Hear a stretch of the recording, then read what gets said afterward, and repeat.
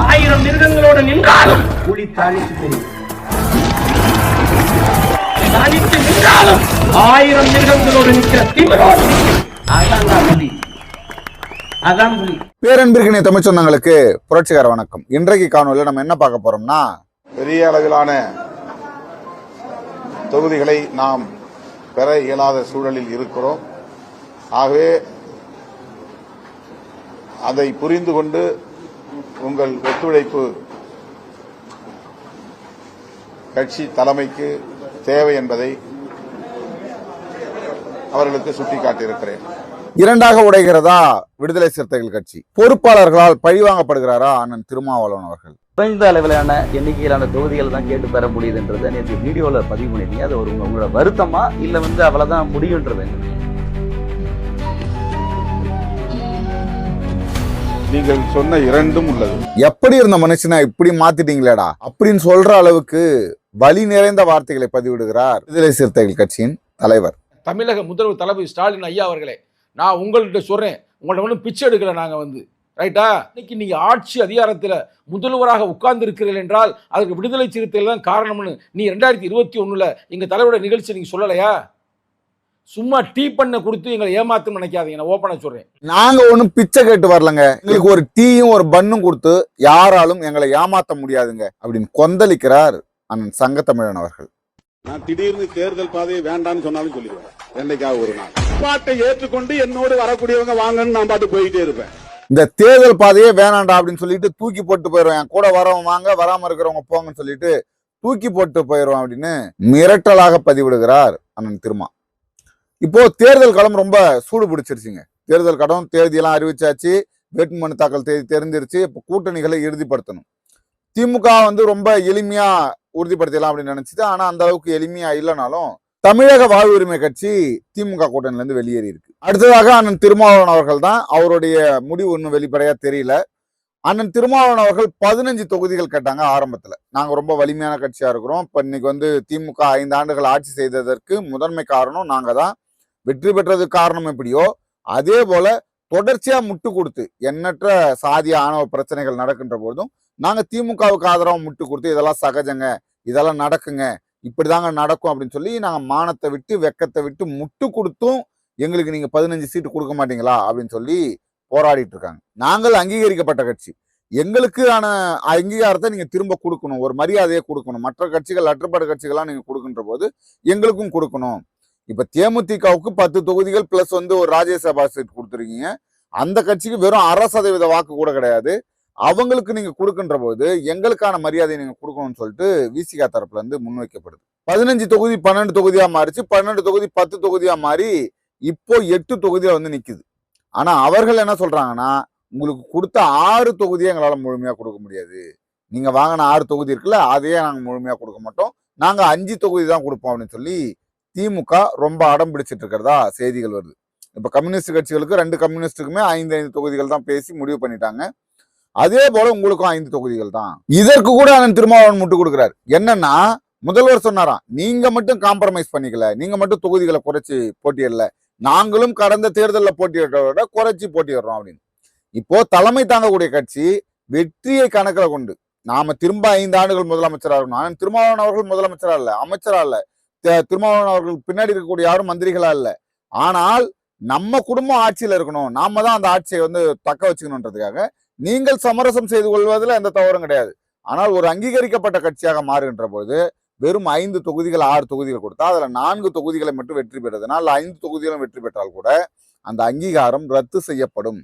இப்ப 5 தொகுதிகள் வெற்றி பெற்றாங்கன்னா அடுத்த தேர்தலும் அதே போல 10 தொகுதி குறைவாகவே பெற்று ஒரு 5 தொகுதி 4 தொகுதிகளை வெற்றி பெற்றால் அந்த தேர்தல் ஆணையம் அங்கீகாரத்தை ரத்து செய்துவிடும்.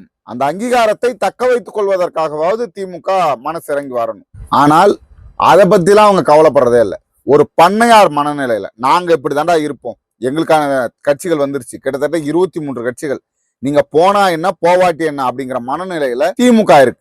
ஆனா விசிகா எல்லாத்துக்கும் முட்டு கொடுத்துக்கிட்டு அண்ணன் திருமாவளவன் அவர்கள் எதுக்கு எடுத்தாலும் முட்டு கொடுக்கறது.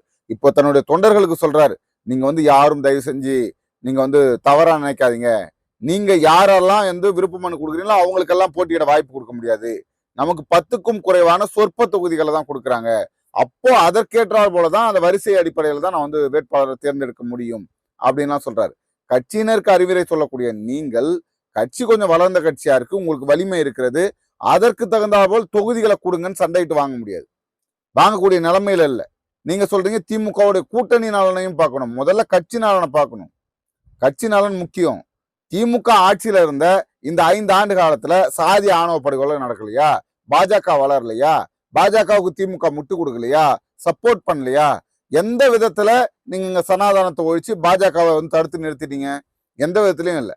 அப்போ பாஜக கூட்டணியில போகலனாலும் திமுகவை வீழ்த்துவதற்கு இல்ல திமுகவை அச்சுறுத்துவதற்கான வேலையாவது செய்யலாம். இதை நம்ம சொன்னோம்னா நாங்க கூட்டணியில இருந்து வெளியில வரணும்னு விரும்புறாங்க, இந்த கூட்டணி உடஞ்சிடணும்னு நினைக்கிறாங்க அப்படின்னு அண்ணனே அதுக்கு பல்ட்டி அடிப்பார். உண்மையிலே நமக்கு தெரிஞ்ச அந்த கட்சியில ஒரு மானஸ்தன் இருக்காருன்னா அது அண்ணன் சங்கத்தமிழன் அவர்கள் தான். அவர் ரொம்ப வெளிப்படையா சொல்றார். வெளிப்படையா உண்மையிலே அவர் சொல்லக்கூடிய வார்த்தைகள், வாதங்கள் மிகச்சரியானது. கடந்த பாராளுமன்ற தேர்தலில் எங்களுக்கு வந்து 2 தொகுதிகள் கொடுத்தீங்க, 2 தொகுதிகளையும் நாங்கள் வெற்றி பெற்றிருக்கோம். அந்த 2 தொகுதிகளின் வெற்றியில உங்களுடைய பங்களிப்பு இருக்கிறது, திமுகவுடைய பங்களிப்பு இருக்கிறது, கூட்டணி கட்சிகளின் பங்களிப்பு இருக்கிறது. 37 தொகுதிகளில் திமுக வெற்றி பெற்று இருக்கிறது. அதற்கு விசிக காரணம், எங்களுடைய பங்களிப்பு அதுல இருக்கிறது. அப்படி பார்த்தா நாங்க ஒன்னும் உங்ககிட்ட ஓசியில கேட்கல, கெஞ்சல, பிச்சை போடுங்கன்னு சொல்லல, எங்களுக்கான உரிமையை கொடுங்கன்னு கேட்கிறோம் அப்படின்னு சொல்லி ரொம்ப காட்டமா பதிவிடுறாரு.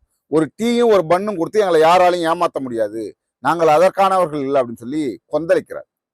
ஒரு கட்டத்தில் அண்ணன் திருமாவளவன் அவர் சொன்னார், நாங்க வந்து இந்த தேர்தல் பாதையை வேணான்னு தூக்கி போட்டு போயிடுவோம்பா, நாங்க இதை பத்தி எல்லாம் கவலைப்படுறதே கிடையாது, தேர்தலே எங்களுக்கு தேவையில்ல அப்படின்னு சொல்லி என் பின்னாடி வர மட்டும் வாங்கடான்னு சொல்லிட்டு நம்ம போயிட்டே இருப்பேன் அப்படின்னு சொன்னாரு. இதெல்லாம் எப்போ செய்வாரு? எப்போ செய்வாரு? அதுக்கெல்லாம் வாய்ப்பே கிடையாது.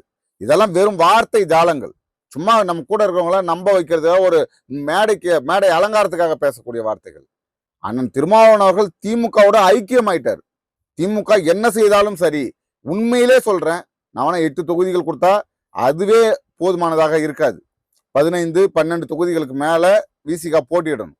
அப்பதான் அதற்கான வலிமை பெருகும்.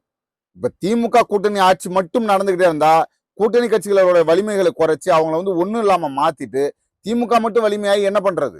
ஒரு பிரயோஜனமும் இல்லை. அப்ப விசிக அங்க நிலைச்சு நிக்கணும்னா அதுக்கான வலிமை இருக்கணும். ஆனால் 5 தொகுதிகள் கொடுத்தால் கூட அதற்கும் அண்ணன் திருமாவளவன் ஒரு காரணம் வச்சிருப்பார்.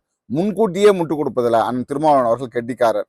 என்ன நடந்தாலும் திமுக கூட்டணியை விட்டு வெளியே போக போறது இல்லை அப்படின்னு சொல்லி ஆரம்ப காலகட்டங்கள் எத்தனையோ கட்சிகள் இருந்தது. தமிழக வாழ்வு உரிமை கட்சி இருந்தது. சட்டசபையில திமுக செய்யக்கூடிய அநீதிகளை அப்பப்போ எடுத்து வெளியில காட்டுச்சு, பேசுச்சு.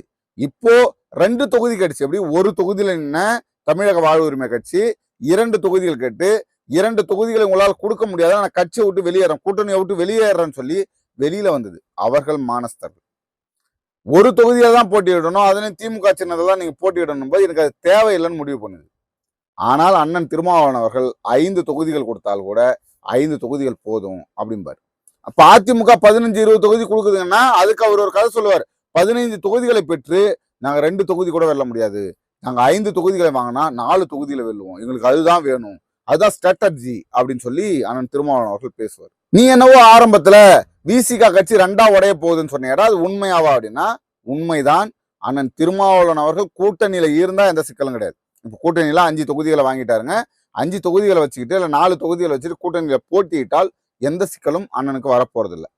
ஒருவேளை இல்லைங்க, நாங்க 5 தொகுதியெல்லாம் வேணாங்க, 5 தொகுதிகள் வேணாம்னு சொல்லிட்டு நான் வந்து கூட்டணிட்டு வெளியேறேங்க, எனக்கு தேர்தலை கூட இந்த தேர்தலை புறக்கணிக்கிறேங்க, 2026 தேர்தல் நான் நிக்கலைங்க அப்படின்னு சொல்லி அண்ணன் முன்பு சொன்னது போல கூட்டணியை விட்டு வெளியேறினார்னா வன்னி அரசு போன்ற பல பேரை வந்து திமுக கொத்தடிமையா விலைக்கு வாங்கி வச்சிருக்கு.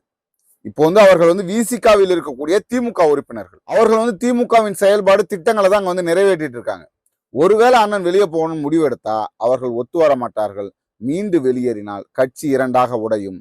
வரலாற்றுல பல கட்சிகளை 2ஆக உடைத்த பெருமை, இந்திய யூனியன் முஸ்லீம் லீக் உட்பட பல கட்சிகளை 2ஆக உடைத்த பெருமை திமுகவுக்கு இருக்கிறது.